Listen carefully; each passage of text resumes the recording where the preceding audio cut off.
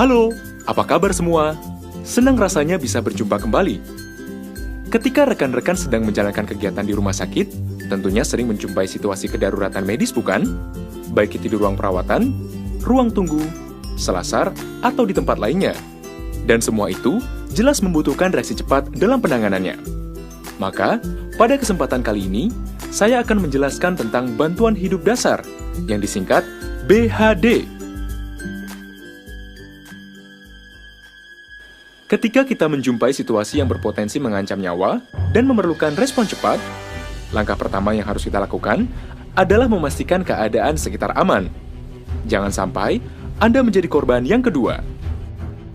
Kemudian periksa kesadaran korban dengan mengguncang atau menepuk bahu sambil memanggilnya dengan lantang. Jika korban tidak sadar, serukan bantuan pada orang-orang sekitar. Mintalah pada mereka untuk menghubungi call center 8000 atau 021 1500 135. Laporkan kejadian Code Blue. Pastikan kondisi pernafasan korban. Apakah normal atau tidak? Pertama-tama, lakukan posisi head tilt chin lift. Dongakkan dahi korban sambil mengangkat dagunya.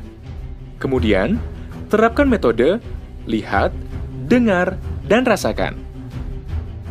Lihat, apakah dadanya naik turun? Dengar, apakah ada suara nafas? Dan rasakan, apakah ada hembusan nafas?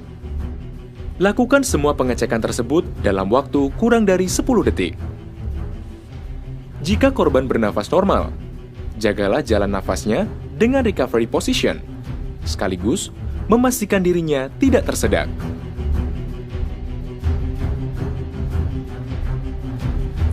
Jika korban tidak respon saat dipanggil dan diguncang, dan tidak bernafas, atau bernafas namun tidak normal, lakukan resusitasi jantung baru.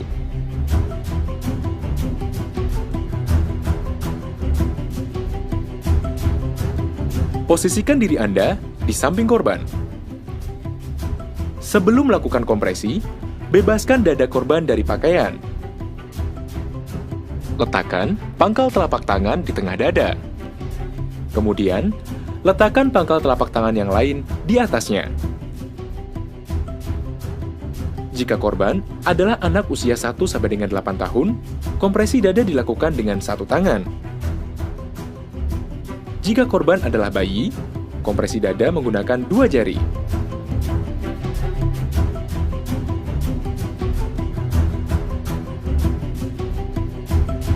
Ketika melakukan kompresi, kedua lengan tidak ditekuk dan harus tegak lurus di atas dada korban.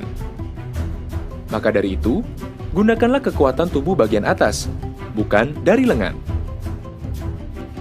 Jaga agar pangkal telapak tangan tidak berpindah posisinya dari tengah dada korban. Setiap kompresi terdiri atas 30 kali tekanan, dengan kecepatan 100 kali per menit. Kedalamannya 5 cm dan tidak lebih dari 6 cm. Kompresi tidak boleh terputus kecuali untuk memberikan nafas buatan atau memindahkan pasien. Setiap selesai kompresi, angkat pangkal telapak tangan sehingga dada mengembang seperti semula.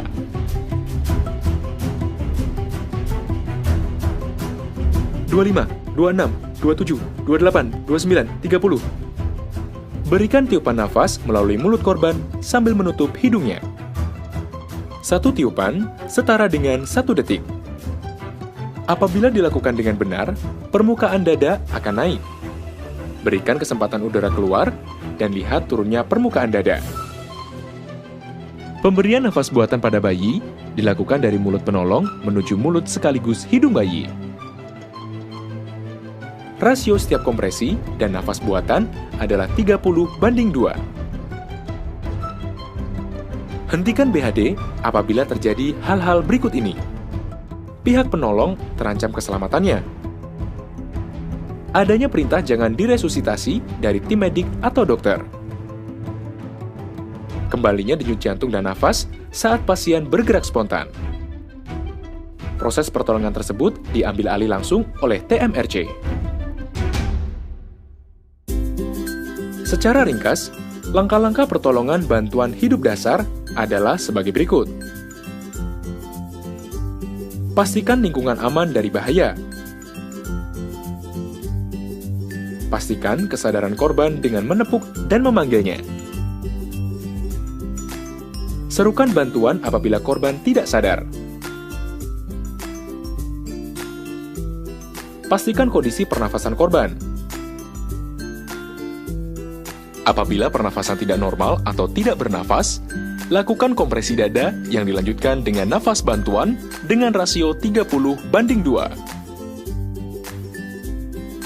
Jangan hentikan sampai tim medis datang. Demikianlah informasi mengenai bantuan hidup dasar. Semoga informasi ini bermanfaat bagi kita semua. Terima kasih atas perhatiannya. Sampai bertemu di materi lain. Salam.